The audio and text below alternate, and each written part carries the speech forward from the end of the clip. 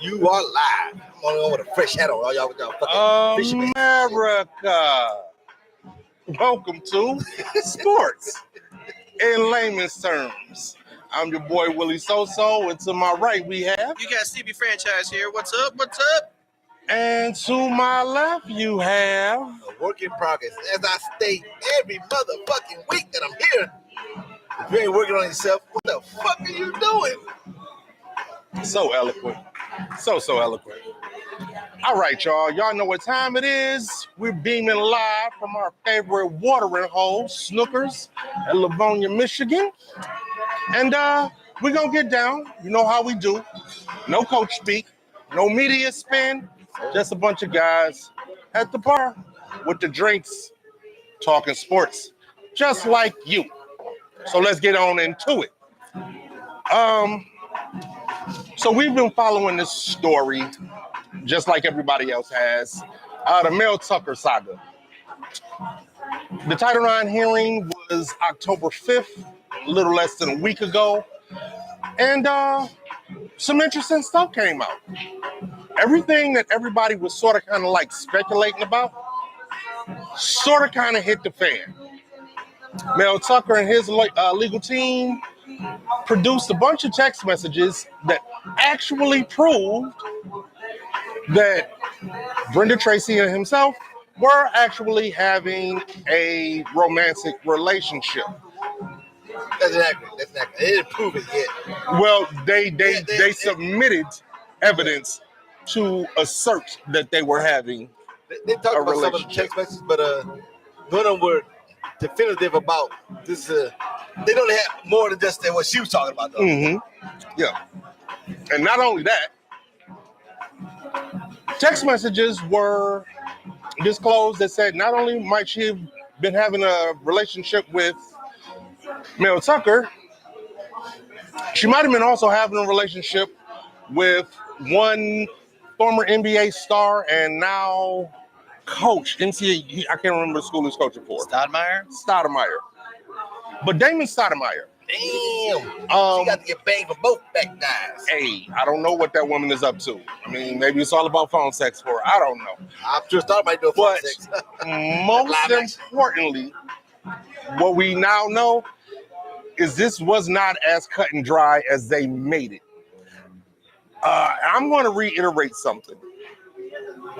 I said that firing Mel Tucker when MSU did was premature. And I stand by that. And whatever comes out, I think the ruling on this particular case is supposed to come out in about 3 weeks. They're going to have to pay Mel Tucker some money. A whole hell of a lot more money than they were going to have to pay him, if at all. So I think that MSU has screwed this case up yet again. But another facet to this case, Miss Tracy. Why you calling Miss Tracy? That bitch named Brenda now. I'm not gonna call no rape survivor a bitch. I'm not doing that. Whatever. I'm not doing that. But what she did do was have her legal team issue a restraining order to prevent Mel Tucker and his legal team from presenting and leaking more text messages. That don't seem like. That's you. Okay. So this is the point that I'm getting at. The reason that Mel Tucker is now a fired coach was because this Miss Tracy, they call her Brenda. Brenda Tracy, decided to leak 2,000 pages worth of a Title IX document, which is supposed to be confidential, to a national news outlet. Oh, which again, she stated she don't know if somebody leaked it. Was it another lie from her? But my point is, it was okay for her to leak it. And now that Mel Tucker is spilling the tea, now we got to get restraining orders. Something smells about this. Now, with that said, I still believe that Mel Tucker deserved to be fired because there's no way in hell he should have engaged in any kind of relationship with this woman whatsoever. But he did. Now it's out. He got fired. The only contingent now is how much he's going to get paid. He was owed $80 million. I don't think he's going to get $80 million. I think this whole hearing is about how much money he'll get. Like I said, he'll get fired anyway. So I don't think it's premature fired. He'll get fired anyway. The hearing wasn't going to change that. Well, no, not that it was going to change it, but it probably changed the dollar amount that he was going to be paid. I don't think so. I don't think Mel Tucker would have accepted anything they say here, man. When we go to the hearing, we'll give you $5 million. You know what? No, you're not. You know what? Well, no, if they try to lowball him, no. You know they gonna try to But lowball you know what? Now, for sure, he's not taking anything less. I would say less than half. And they probably could have got away with a much lower number had they waited to fire him. I'm not gonna disrespect Mel Tucker's team or his they're not get away with nothing. It's not gonna be lower. He knew what he had. Is it gonna be half or more? I'm not saying that it was. I'm saying it would have been lower had they handled this differently. I'm not mad at Mel Tucker for trying to get his money. And now, courtesy of Michigan State, he's going to get more. For you to say that it would have been lower, that means Mel Tucker would have accepted it. Well, who knows what he would have accepted? No. He know so. And I had a conversation with my wife one time a couple weeks ago, and we talking about the justice system and stuff. Mm-hmm. Like, innocent proof guilty. I've been involved in the justice system for a long time. That's a lie. You're guilty to proving innocent. I don't give a fuck what anybody say. So they already had crucified Mel Tucker while for that. So for him, he would not have accepted anything less than what he wanted now.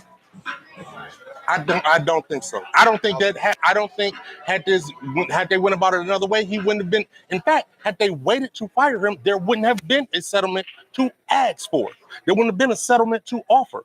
So you just wait, play your cards, see the information, and now you know what you have in front of you, and now you adjust what you're going to offer him to that.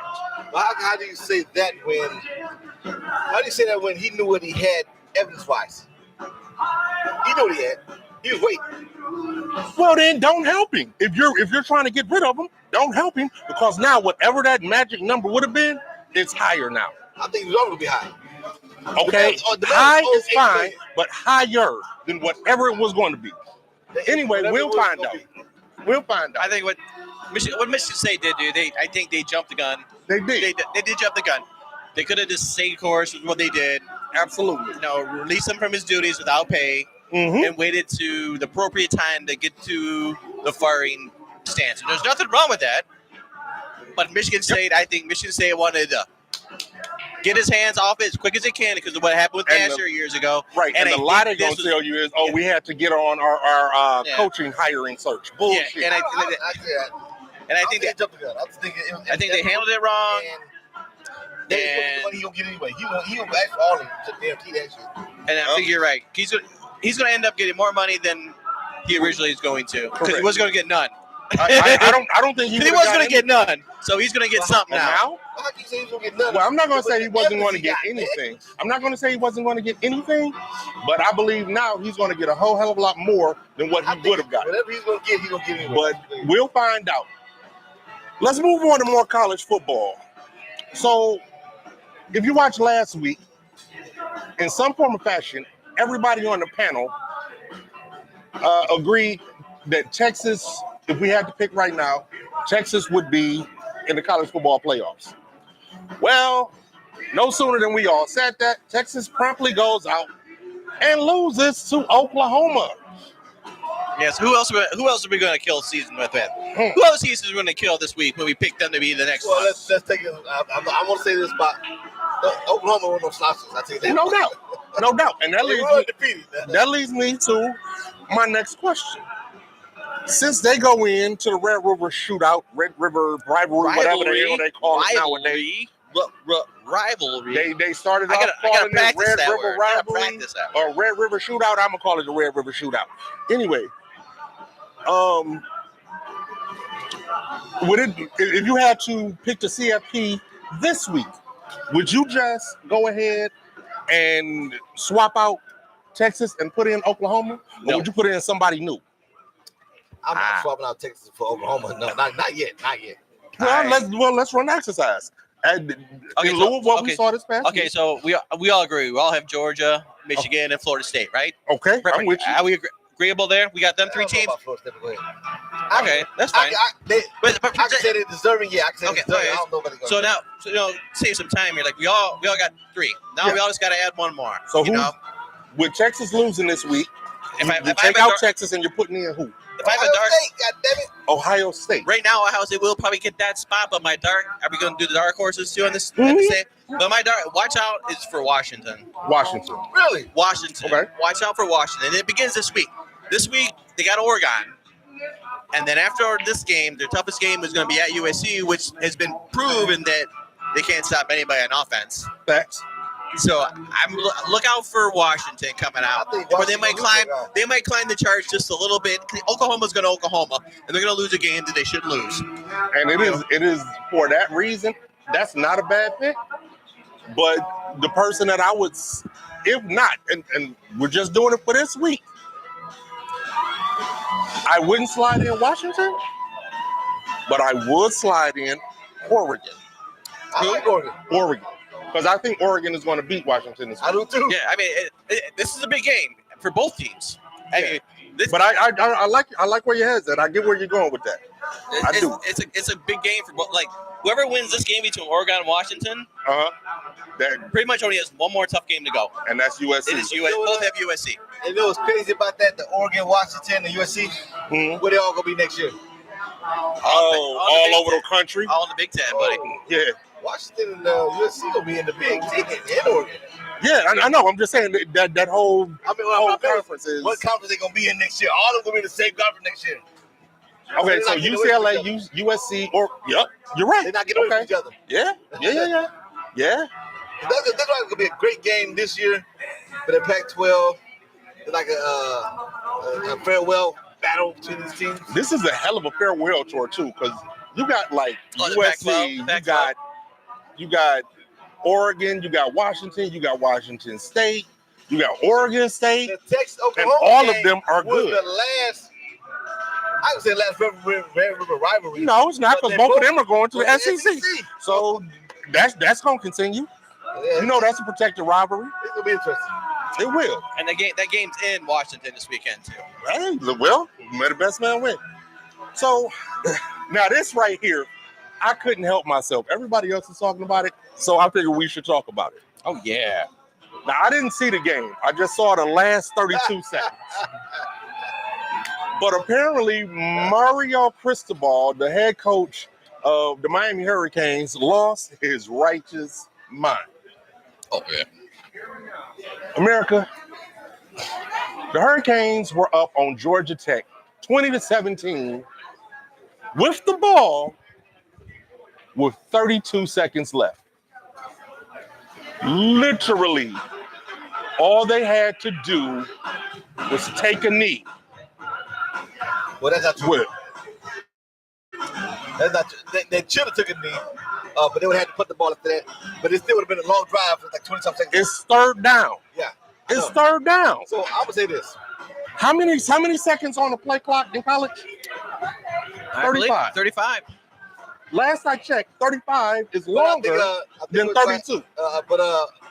Georgia Tech's got timeout. So they would have stopped the clock. But anyway. Okay, well, if by some chance they did have to punt. I'm just saying, but he had to drive the whole field at that point. So correct. With 20-something seconds though, but he wouldn't be able to do it. He wouldn't be able to do it. So here's what happens, America. Hold on. Let me tell America what did happen. We could theorize this in a minute, but let me tell them what actually did happen. Instead of taking the knee and then perhaps having to punt, they decided to run a play. Franchise, what happened when they ran the play? Fumble. Guess who got the ball? Georgia Tech. Yellow Jacket. 2 plays later, Georgia Tech throws probably about a 30-40 yard. It was embarrassing how he got behind everybody. Touchdown. Into the end zone. Everybody. Georgia Tech wins 23-20. Well, he didn't throw it to his zone. His receiver. He had some running to do. Yeah, like 10 yards. That's about it. Yeah. Absolutely. My man caught it, 10-yard run. I like, God damn. So here's what I want to know from y'all. Where does this rank in all of football history? I don't care from fucking PAL to Pee Wee League to Pop Warner to the pros. Where does this rank as one of the dumbest football decisions ever made? So, because I got one that sticks the fuck out. I think the coach believed in his team. He said, man, you hold on the ball, we run that ball, blah, blah. He didn't expect my man to fumble, but like I said, he should have kneeled the ball. He had the game won. If you have to punt, they're not going to drive down the motherfucking field in 20 seconds on you. You got to be a fucking sorry as shit with no tackling skills. It would literally take a punt return for a touchdown to win. They take literally. But as ranking it as one of the worst decisions, it's up there, but it's not in my top 10. Shit, it's number 2 for me because I can only think of one. I can only think of one that's worse. We talk about coach decisions, or we talk about the decision to not take that knee. As for coach decisions, it might be in my top 10. It's number 2. It is number 2 with a bullet. I think coaches is number 1 for sure, but I got my number 1, and I got a feeling I might know yours. Let's just go ahead because we all know what number 1 is. I mean, it's probably not. I don't know. It's probably not mine, but. What's your number 1? Let's just do it. It's got to be Marty Mornweg against Chicago Bears. Really? That's your number 1. Instead of taking the ball in overtime, no, we'll kick off. We'll taking the win. Yeah, that's pretty We all know in overtime, if you win the toss. Worse is this one. No, I'm just saying, but if you win the toss, what do? He believes in his defense. You get the ball. Yeah, that was pretty dumb. But that's not number 1 with a bullet. In all of football history, the dumbest coaching decision was Pete Carroll and Darrell Bevel in the Super Bowl. That's good. Saying, just let Marshawn we're on the 1, and we're going to throw the ball versus turning around and hand it off to Beast Mode. Let's Marshawn be Marshawn. Yeah. That is the dumbest coaching decision I've ever seen in my life. And Mario Cristobal not taking that knee is number 2. He in the top 10. That was dumb. I'll give him that. I read that a little bit differently when I was looking at the show sheet, and I was actually looking at plays in general, that dumb plays that possibly players made that cost the team. And I get what you're saying. And I had a couple, and I think a couple were against my school. Okay, one obviously trouble with the snap. But trouble with the snap wasn't a coaching decision. I know, so I'm saying this is I read it the first time I read it. Michigan lost off that block punt. Yeah, it has a name, sir. And then my other one was when C Webb called a timeout. Okay, but and that was one of the. My all-time player, fuck up. It's got to be Billy Buckner in the World Series between LA. God. But I was just. I just want to put them out there. I was just trying to keep it to. Yeah, but again, I was football. Yeah, but yeah. That was just Bill Buckner was just unfortunate. Yeah, that was just he doesn't get low enough. The teacher Pee Wee put the glove on the ground. Chris Webber, that was dumb. Yeah, that was absolutely dumb. And the conspiracy theory is that it was Michael Talley, the one kid who just got railroaded by the Fab Five. On the sideline, that told him to take a timeout. Yeah. That's the conspiracy theory. I don't know if it's true or not. Yeah. But nonetheless, Mario Cristobal, you deserve to be fired. That's the moral of that story. You're going to a hall of shame. After that game, I thought he wouldn't have a job. He should not have his job at all. And they were undefeated.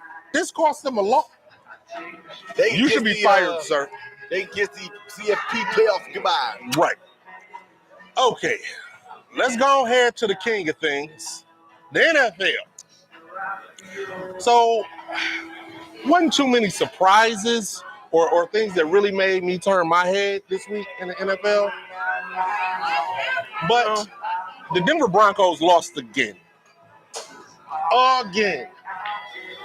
They got the QB whisperer.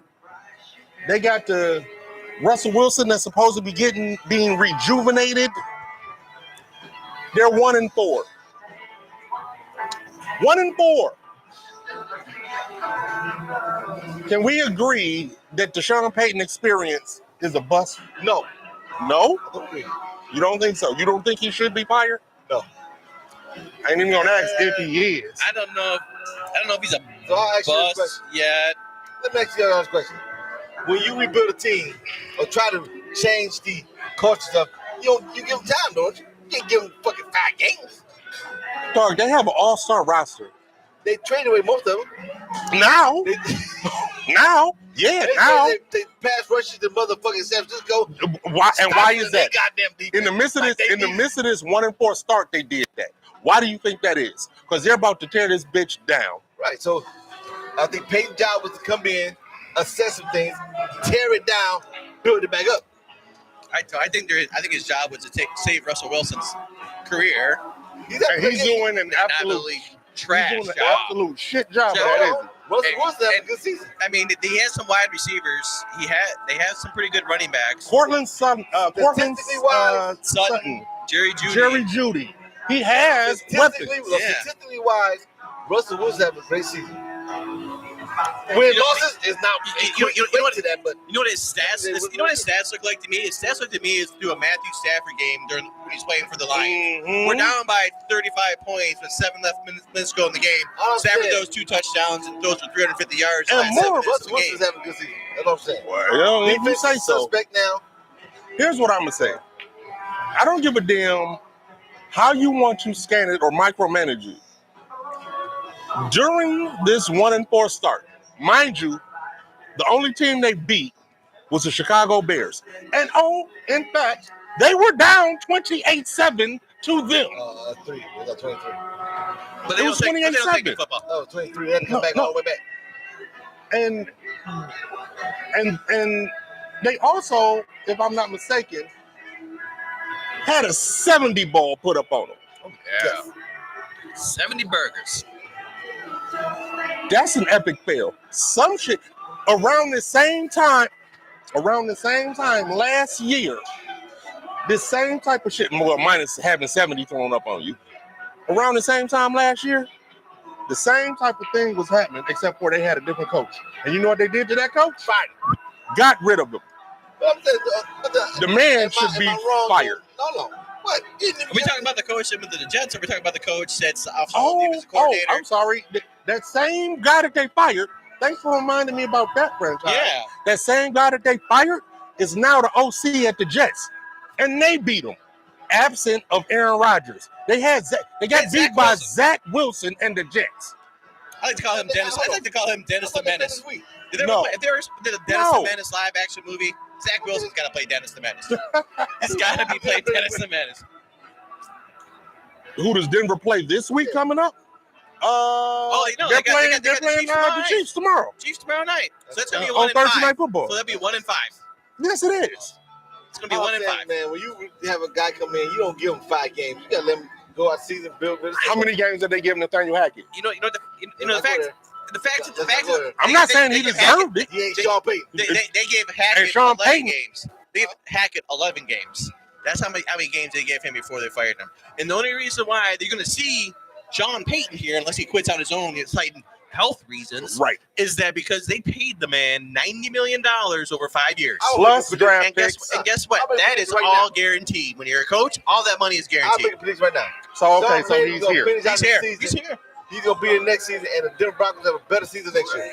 I'll make it right now. I think that Sean Payton is in over his skis over his head, man. He walked in thinking that he was all that bravado. I'm Sean Payton, and he walked in. I can. And that is a shit show. One season though. That is a shit show. So, America, once again, stay tuned. Now, as we sit here speculating about the fate of Sean Payton, in real time, like on the screen, Sports Center, right before we came on, there was the speculations about the Vikings perhaps starting to rebuild, trading Kirk Cousins. Hey man, where? Well, they said to the Jets. Wow. They said to the Jets. But here's my question. They too are 1-4. Coming off of they at present have as many losses as they had all of last season. And there's talk of them tanking and a rebuild. All rumors, nothing substantiated. But do y'all think that they should start tanking right now? I'm gonna say this about a rebuild. Do y'all think they should try it? A rebuild in football. It ain't like basketball. You go out, you tank, you get this great player, and it's 5 people on the fucking court. 11 motherfuckers on one side of the field. 11 motherfuckers on the other side of the ball. So tanking ain't gonna help you get 11 motherfuckers that's gonna play great. Fair enough. I think they should though, but I don't think they're gonna tank. What I think they should do is if you're gonna lose. Yeah. Hello. How you doing? Welcome to the show. We're live. Go ahead, man. I think that's live TV for you people. If they're going to, I would call it taking. Trade away some assets that you got. Build your team. What assets do they have? What assets are we? Jefferson, God damn it! That right there is a full tank. You just said Kirk Cousins. That's a full tank job, that's bro. That's their only asset, and I don't really know if that's really an asset. That might just be a long-term liability. Kirk Cousins. No, they get a mint for Kirk Cousins right now. If they get Kirk Cousins, they would. I don't know. I don't know his age. I don't know. Whether you like him or you don't like him, he can play. If they get that motherfucker in the New York Jets, watch out for them. My team's gonna be desperate to give up a lot. My point is this: for what Kirk Cousins is doing right now, they will get a mint for him, and we all know what they're gonna pull in if they trade Justin Jefferson. Yeah. And in doing that, they ain't got nothing but the first round pick coming to them because they're going to lose them. Top assets for future. That's a whole rebuild. Yeah, I know, but it's not. I don't think it's going. I would call it a tank. That's because my business move. I think Kirk Cousins though. You ain't going nowhere this year. Really have? The team are getting older. What do they really have that they're willing to get rid of? That's it. Those two. It. I mean, you're not Jefferson and Cousins. You're not going to get a Stafford like trade from Kirk Cousins. I put it to you this: between them two, that's 4 first round draft picks. Easy. That's 4 first round draft picks. But say that again one more time. You trade Kirk Cousins, okay, and Justin Jefferson. You're not trading Justin Jefferson. No, this is what we're saying. Hey, he agree with you. They gonna get a mint for them motherfuckers. Yes, they are. They get a mint for them. If they're going to go into rebuild mode, they're getting rid of Justin Jefferson for a hammy. They directly do not pass go, not day to day, not questionable. They directly put that man on IR.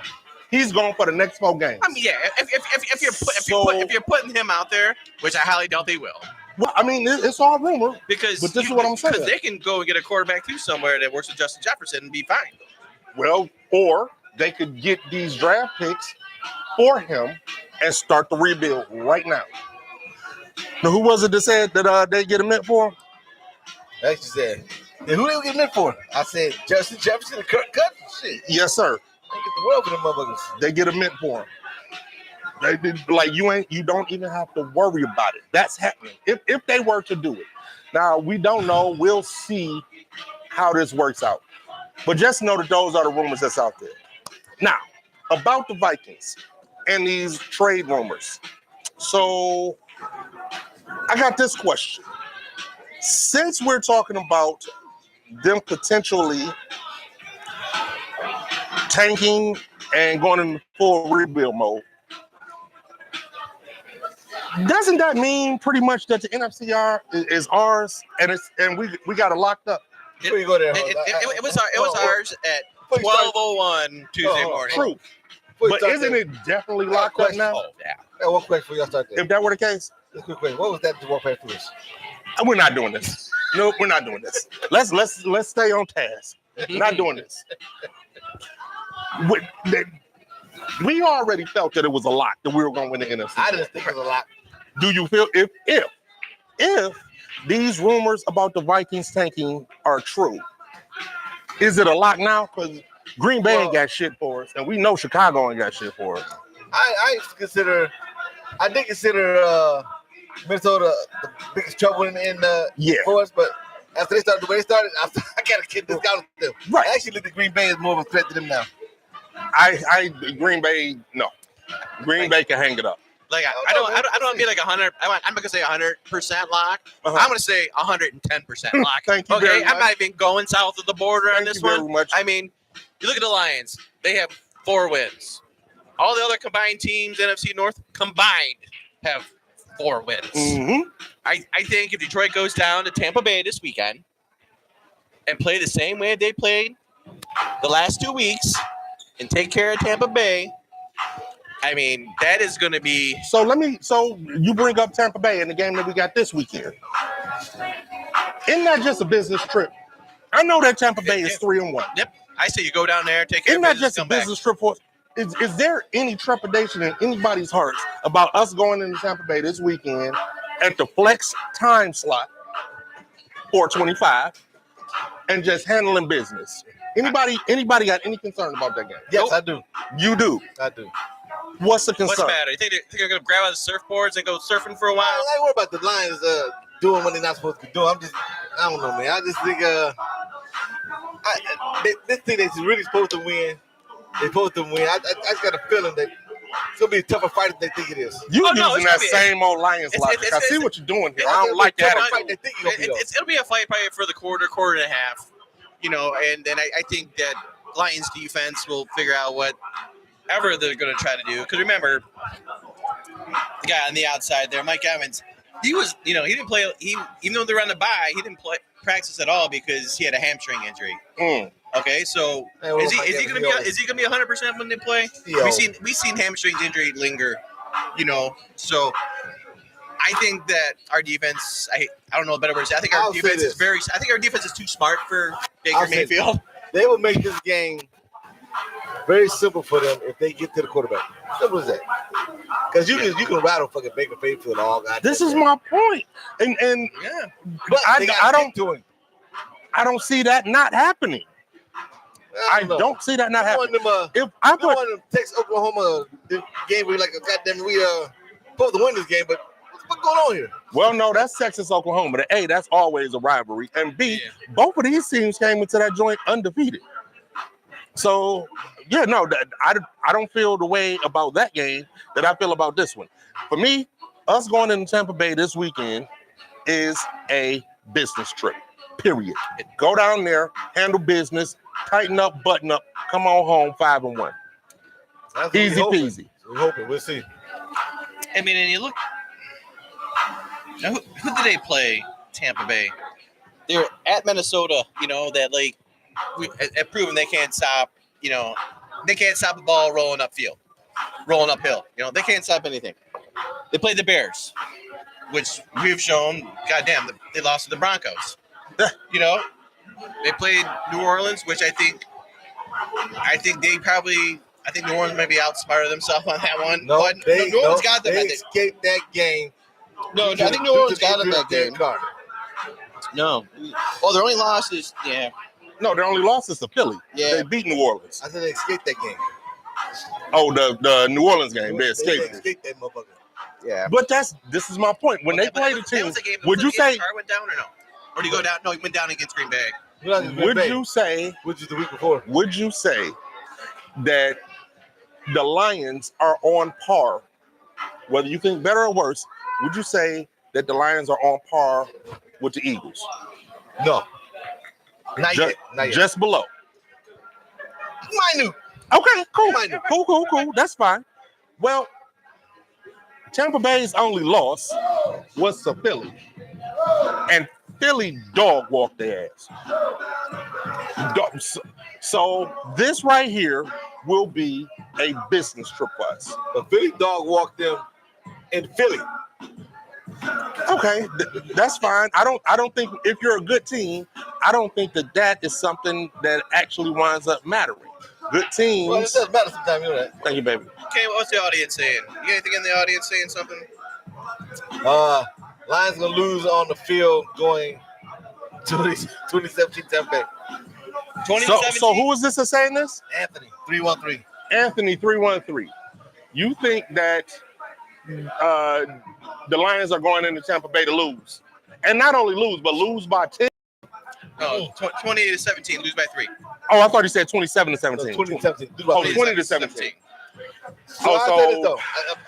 After going 3, the Lions are averaging at least 30 points. So they got to come with more 17 to 20 to beat them. Mm-hmm. So that's all I'll say about that. And I'm also going to say this. Now, if I just have to put on the negative Nancy hat, Anthony 313, here's what I would say. Tampa Bay does have some legit pass rushers. They do. They got some good linebackers too. So and I don't think this is going to happen at all, but if we were to lose, it would be because their D-line got to our O-line. And well, you see what our O-line is like, bro. That just don't happen. And their secondary is not like they're going to just pick Jared Goff apart. So that one sliver of hope that you got that we're going to lose this week, yeah, you put that in your pipe and smoke it, bro, because we're coming home with that dub. But tune back in. We'll see you next Wednesday and see what happens. All right. Let's move on. Ain't too much else going on. Well, it's a lot going on, but I don't even really want to bring this up to y'all, America, because it's really a non-issue. But the same thing with just idiocy shows continually happens with this one particular guy. He laughed at you about your damn comment about the Lions. He laughed. Okay. Damn. Well, we'll see. So last night in an NBA preseason game, Dylan Brooks reared his ugly head again when he decided to aggressively fill up an Indiana Pacers player. Man, if y'all go and see this clip, he didn't fill him up. He hit him in the nose. You could say he hit him in the nuts. That's one way to say it. But he got a handful. Do we just call this the Draymond now? Is this the Draymond? No. This is Draymond ain't never did nothing this egregious.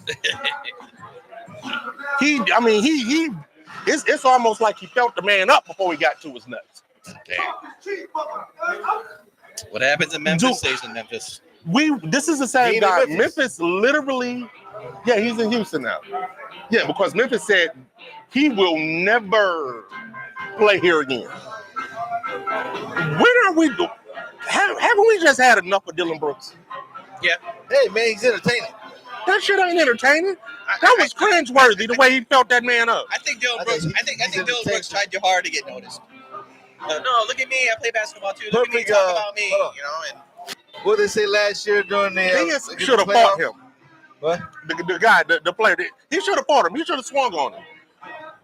That shit was sexual assault. What did they say last year about Dylan Brooks? When he was talking all that mess about the Lakers. Oh yeah, and the only reason you get talked to get any kind of publicity something like that is because of the Lakers. Otherwise, nobody be talking about you. The shit that he said may have very well sparked the fire that caused the LA Lakers to whoop their ass. Pretty much. But I'm tired of Dylan Brooks. I'm just flat out tired of the man because he's just a nuisance. He's not a pest. Like, he's not Pat Beverly. He's not the guy that gets under your skin. He's a nuisance. He's a whole ass nuisance. And I'm tired of him. I'm sorry, America. I just had to bring that up because I know y'all don't give a damn about preseason, but we're talking about though. He got a bad to get kicked out in a preseason game. Right. Yeah, he gets ejected for it. He wasn't going to be playing that long. It wasn't even 5 minutes into the game. It was like 4 minutes and 30 seconds. Boom, you're ejected for sexual harassment. Well, you know what he said? He sent a message. What message? That I like boys? What is the message? The message said was, I'm going to fuck up this shit like I was last year. But we knew that. I don't even know why Houston signed him. I have no idea. He had to reiterate it. Anyway, is Anthony still telling me about how the Lions going to lose? No, he said he did the same thing last season, Dylan Brooks. Well, yeah. He's an idiot. Yeah, and that's my point. He's doing the same thing that he's been doing. Why are teams still signing? Why sign this man? I do not know. For entertainment. I guess. Well, how's this for entertainment? The MLB playoffs are going on. Not entertaining for me. I know. Nobody cares. I know. But it's something interesting happening in the playoffs right now. The Baltimore Orioles won 100 games. Best team in baseball. Best team in baseball. Get to the American League Division Series, get swept. Gone. Out on a boat in Cancun, fishing. As we speak right now,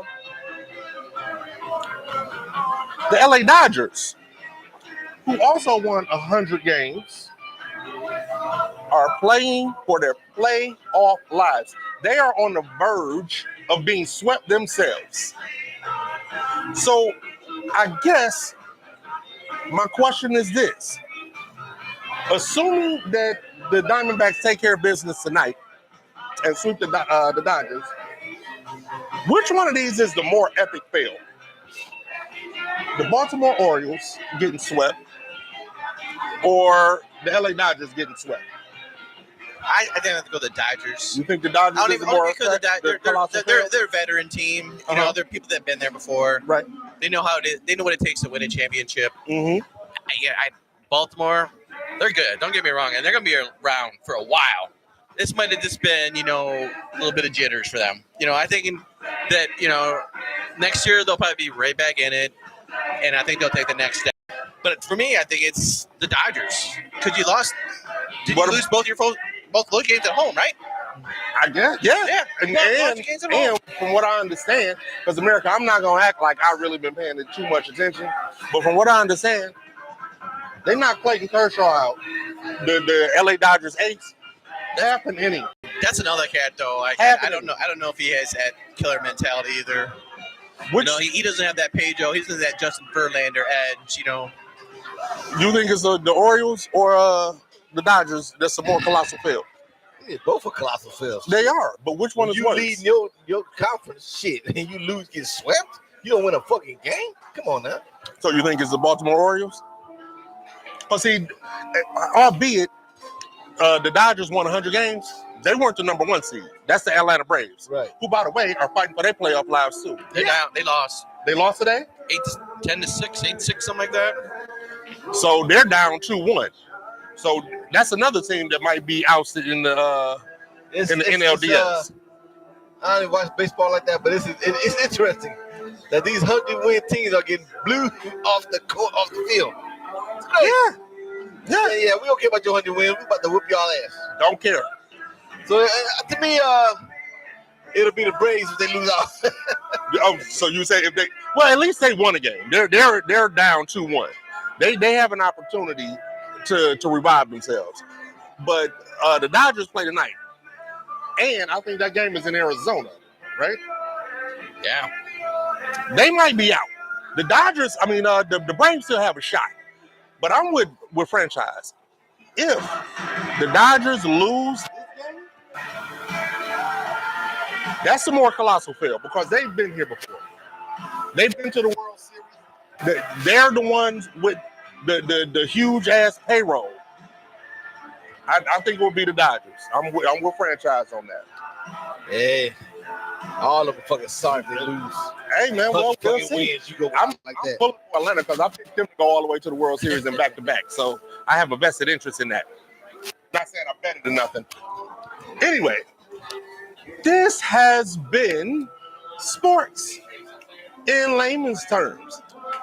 I'm sure you and Anthony 313 heard something that you thought was ridiculous. So chime in, let us know about it. You can reach us on Twitter at Layterm Sports. You can reach us on Facebook at Sports in Layman's Terms. Nope, Layman's Terms Sports. No, on Facebook. No, Facebook is a sports layman's terms. Hey, is this take two. Twitter, X, whatever. You can find us at Layterm Sports. On Facebook, you can find us at Sports in Layman's Terms. You can even email us. at laymanstermsports@gmail.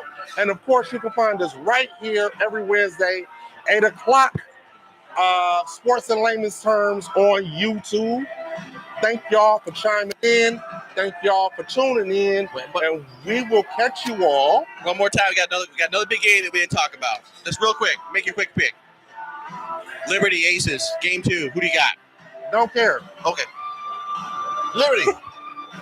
Let's go with the Liberty. Fuck it. Because Whip said so. Gotta make it interesting. They can't just be swept. Man. Come on.